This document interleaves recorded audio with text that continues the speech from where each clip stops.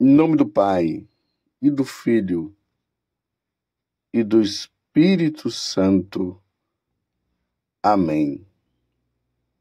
Naquele tempo, disse Jesus aos seus discípulos: Vós ouvistes o que foi dito: amarás o teu próximo e odiarás o teu inimigo.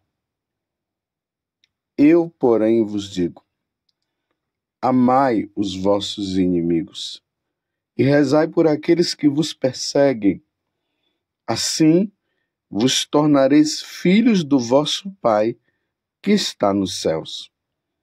Porque ele faz nascer o sol sobre maus e bons, e faz cair a chuva sobre os justos e injustos. Porque se amais somente aquele que vos amam, que recompensa tereis? Os cobradores de impostos não fazem a mesma coisa? E se saudais somente os vossos irmãos, que fazeis de extraordinário? Os pagãos não fazem a mesma coisa?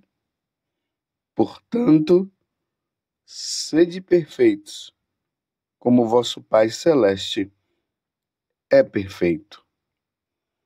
Palavra da salvação, glória a vós, Senhor. Meus irmãos e minhas irmãs, estamos neste caminho de perfeição.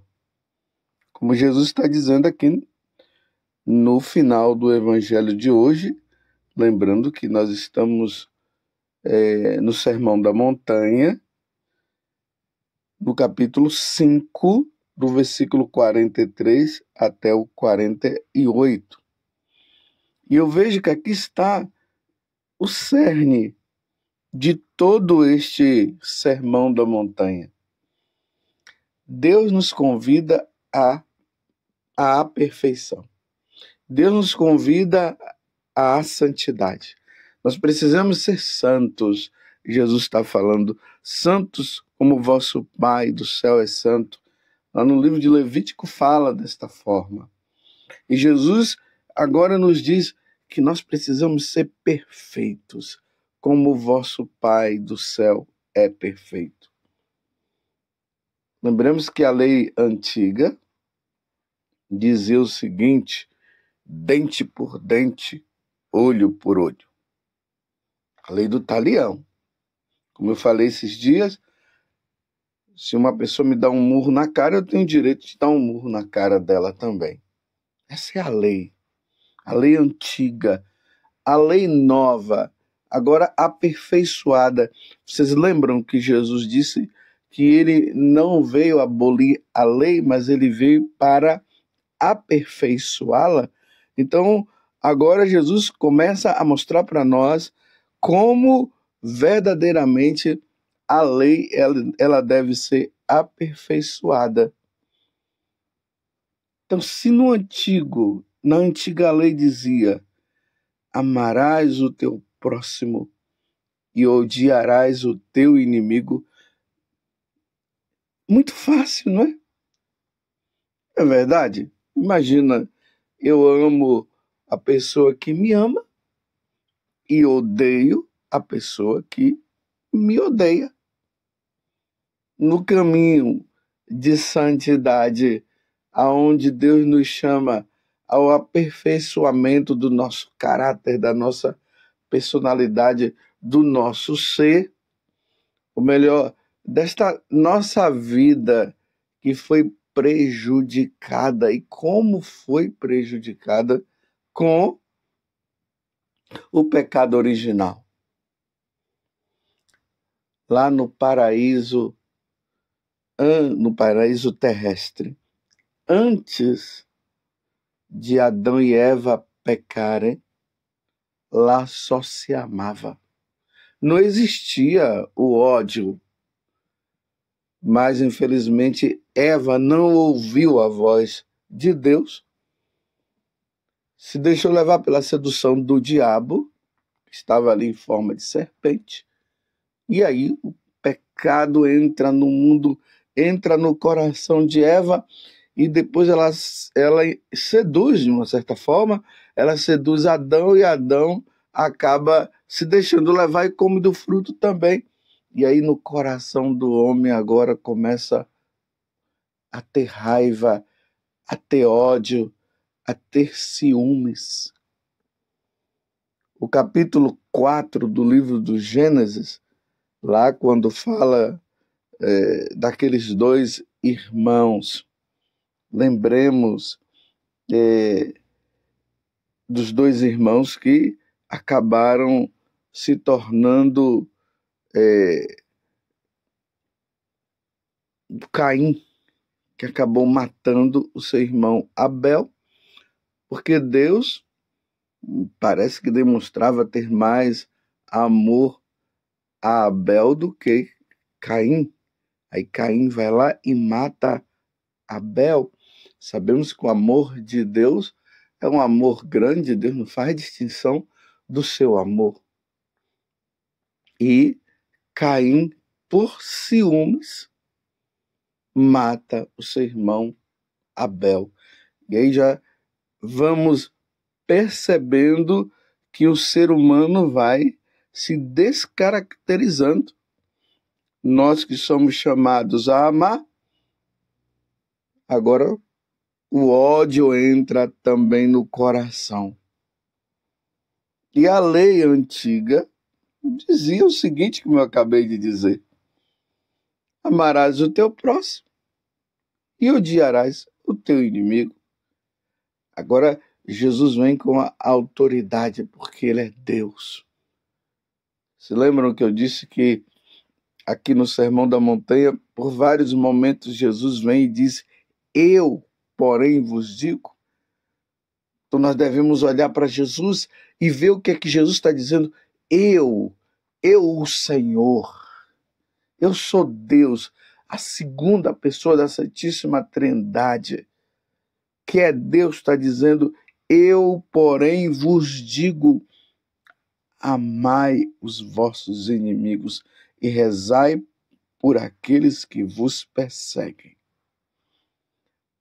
Aí eu complemento o versículo 45, assim vos tornareis filhos do vosso Pai que está nos céus, porque ele faz nascer o sol sobre maus e bons e faz cair a chuva sobre os justos e injustos.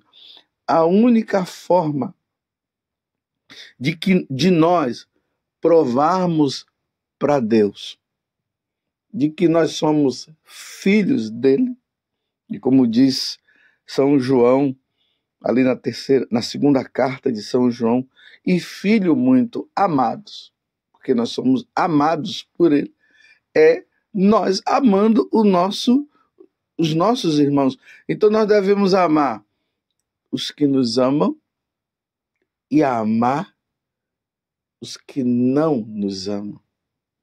Aqui está um grande diferencial da Igreja Católica para qualquer outro tipo de religião. Amar o inimigo. Amar aquele que nos faz o mal. Vou dizer uma coisa, meus irmãos, só cheio da graça do Espírito. Só cheio do Espírito Santo. Por isso, nós precisaremos pedir a Deus essa graça. Vem, Espírito Santo. E faz com que esse coração endurecido, esse coração como aquela pedra, aquela rocha, amoleça diante da maldade do outro para comigo. Você tem algum inimigo? Aqui eu não estou nem dizendo no sentido de que a pessoa te tem como inimigo. Uma coisa é o outro me ter como inimigo. Outra coisa é eu querer ser inimigo dela e ser mesmo, porque ela fez alguma coisa para comigo e agora eu odeio. Então você tem algum inimigo? Se você tem algum inimigo, Jesus está dizendo hoje, ame-o. É preciso amar. Meu Deus do céu, como amar aquele que me prejudica? Aí eu digo, aí eu dou a resposta. A resposta de Deus é essa. Pela força do Espírito. Se esforçando. Pedindo a Deus a graça. Talvez, meus irmãos, esse ódio, esse desejo de vingança existente no coração, talvez ele nem saia. Mas o gesto, ele precisa demonstrar a luta interior, justamente para que isso não venha a crescer dentro de nós. É a prática. Porque se nós olharmos para Jesus Cristo, nós vamos ver as atitudes de Jesus para com os seus inimigos. Mas não vem agora com aquela conversinha fiada, dizendo, mas Jesus é Deus. São João vai dizer que os mandamentos não são pesados. Então, se os mandamentos não são pesados, é possível nós fazermos o bem, é possível nós amarmos os nossos inimigos, é possível nós rezarmos por aqueles que nos fizeram mal.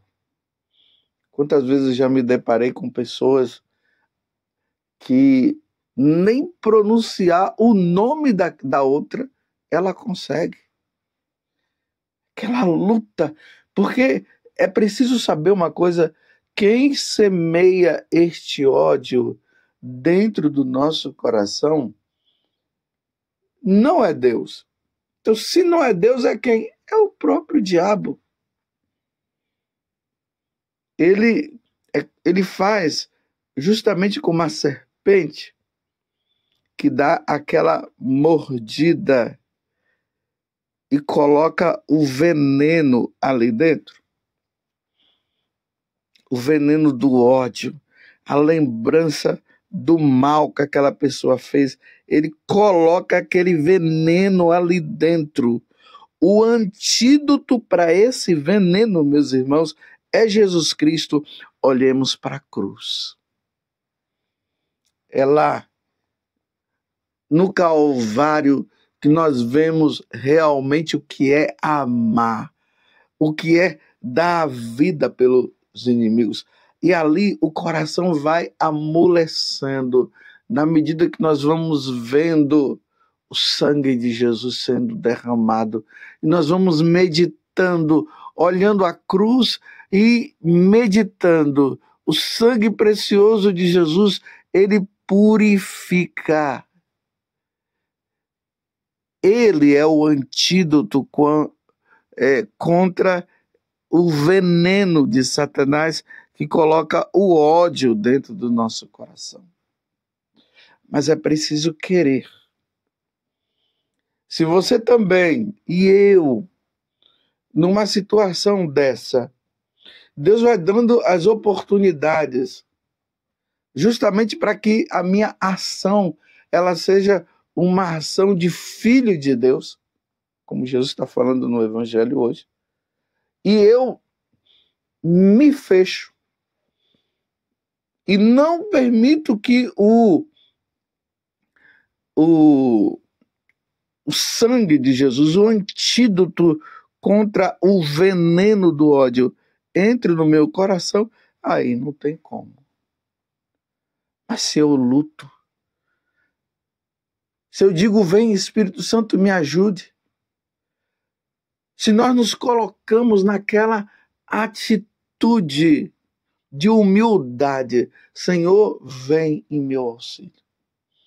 Senhor, me socorra.